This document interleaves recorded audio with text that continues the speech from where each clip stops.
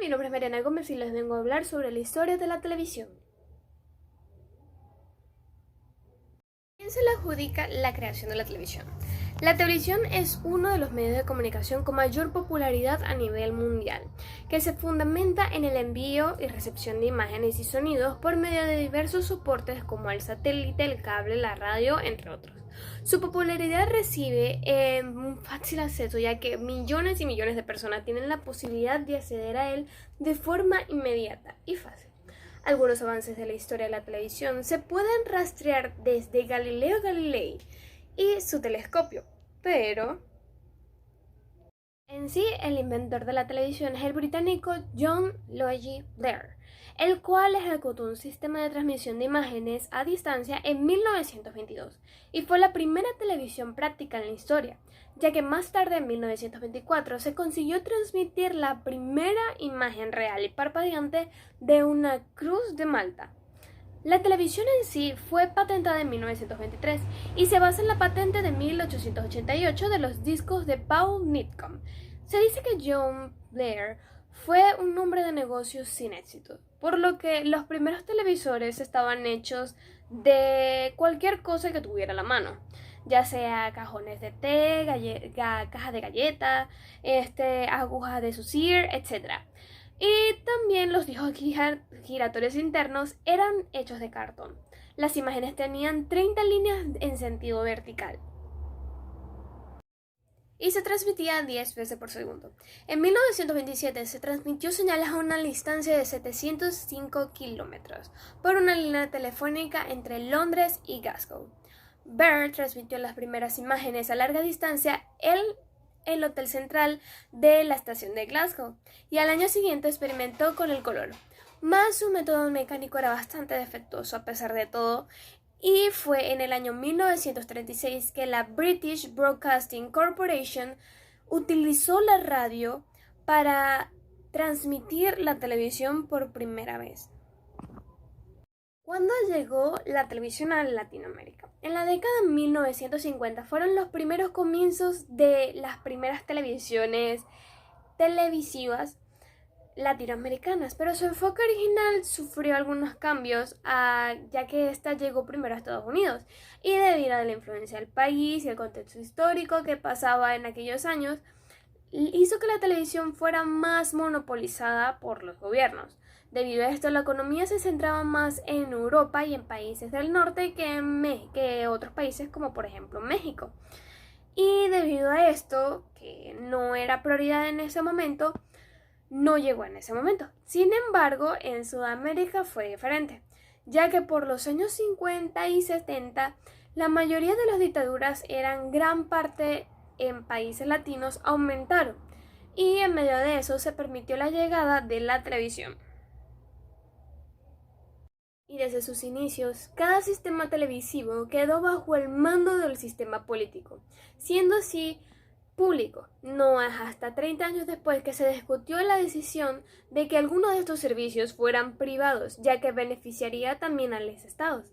Así que cuando se tomó la decisión de ejecutar este tipo de programa, hubo muchas opiniones variadas y se produjo un crecimiento algo limitado en la televisión pública de la década. En los años 80 se tomó una iniciativa la cual fue permitir que la industria audiovisual estuviera otra vez en uso, particularmente social, claramente con una venta monetaria por parte del Estado de por medio.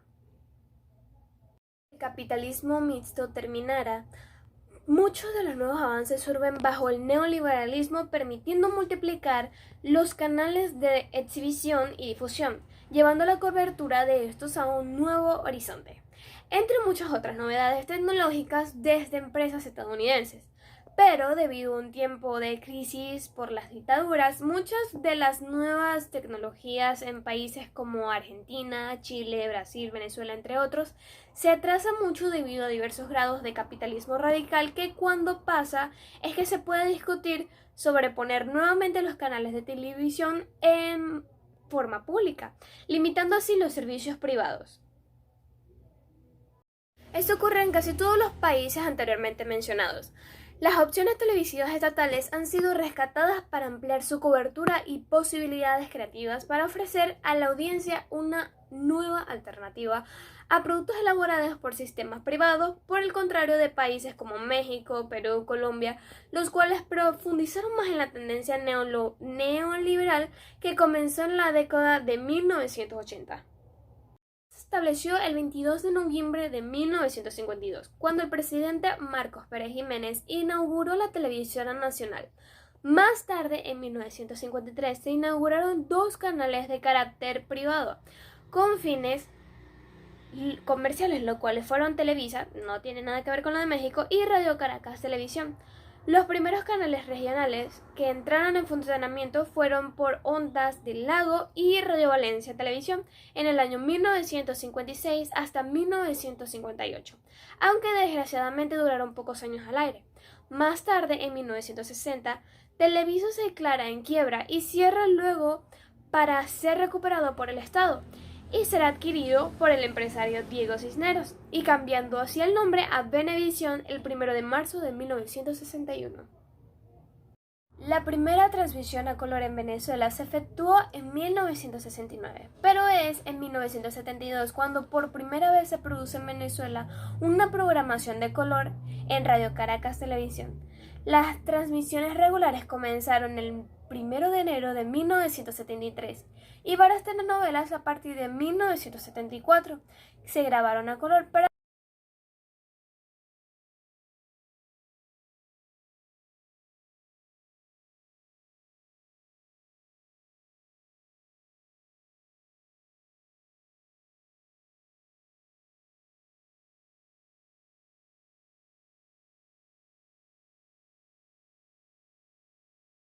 en los años 70 y 90. En los años 70 se implementaron las ópticas zoom y se empezaron a desarrollar magnetoscopios más pequeños que permitían la grabación de las noticias en el campo.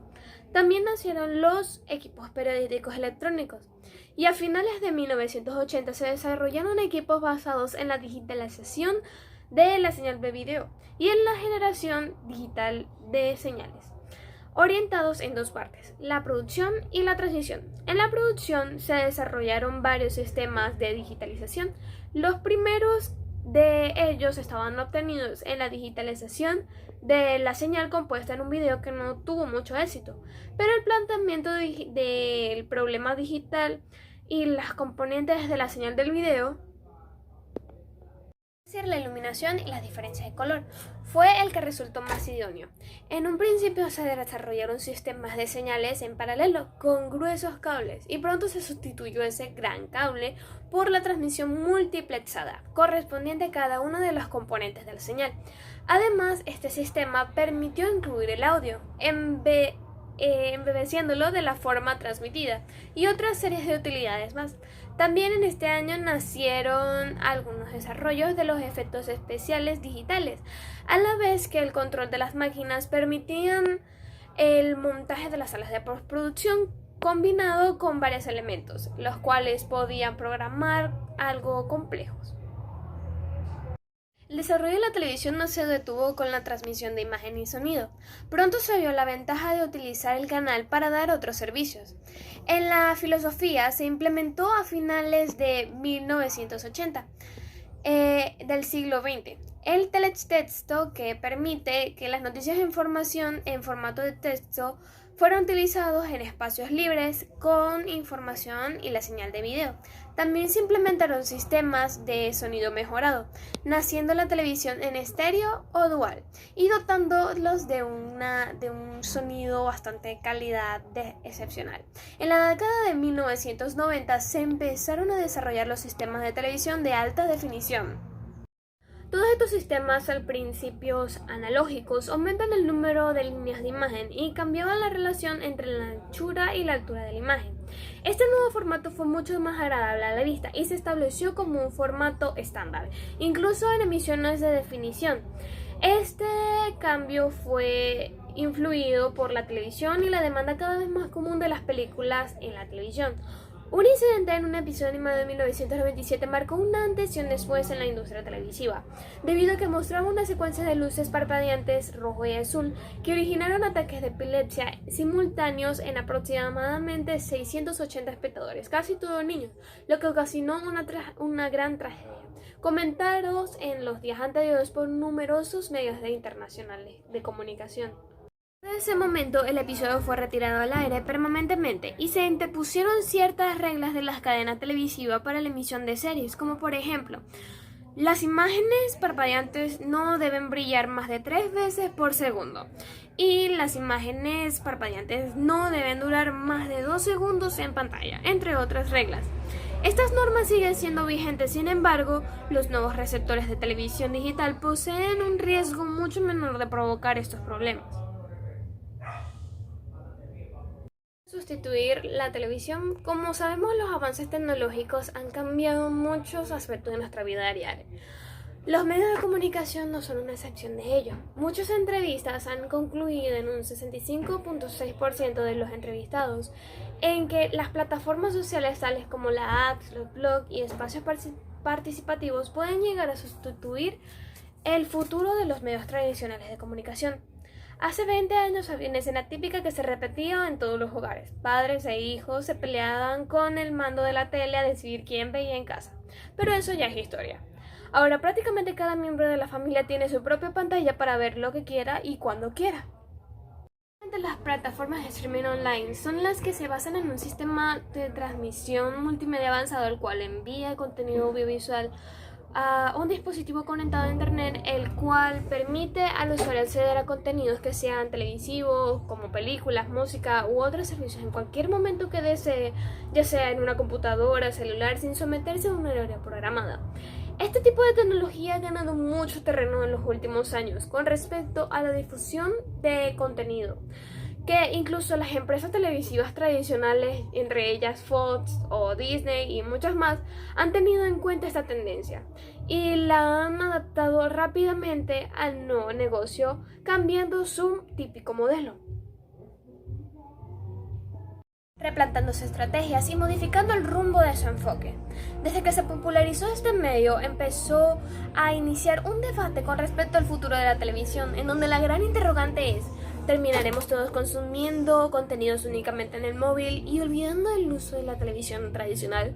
Hasta ahora no hemos tenido una respuesta sobre ella, pero hoy en día el consumidor común reclama contenido de calidad e inmediatez, y a medida que van avanzando las nuevas tecnologías y se van incorporando nuevos formatos que satisfacen estas exigencias, este nuevo hábito de consumo ha provocado un descenso bastante inestable en el número de los espectadores de la televisión tradicional. El público más joven consume más a través de este tipo de móvil todo este contenido, han aprovechado al máximo esta plataforma en su tiempo libre, provocando que dejen de ver la televisión en beneficio de las plataformas online que ofrecen contenido más fresco y diferente, además de ser una nueva oportunidad de negocio para los productores independientes de ampliar su negocio. A pesar de que se ha estado dejando al lado de alguna manera, la televisión sigue siendo bastante valiosa, resistiendo estos nuevos auges y sólido en su imagen, para poder competir con mercados diferentes y no enfrentarse a las plataformas de streaming que cada vez se quedan más con las cuotas en el mercado. Muchas gracias, mi nombre es Mariana Gómez, espero que lo hayan disfrutado.